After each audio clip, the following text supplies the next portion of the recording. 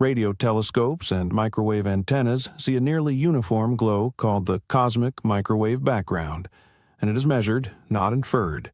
It comes from a time when the universe was a hot, dense plasma, electrons and atomic nuclei constantly scattering photons, until cooling allowed electrons to bind to nuclei in a process called recombination, letting light travel freely. As space expanded, those photons were redshifted from the bright heat of a few thousand degrees to today's microwave temperature of about 2.7 degrees above absolute zero, which is why your eyes do not notice it. The surprise is that the universe is not truly dark.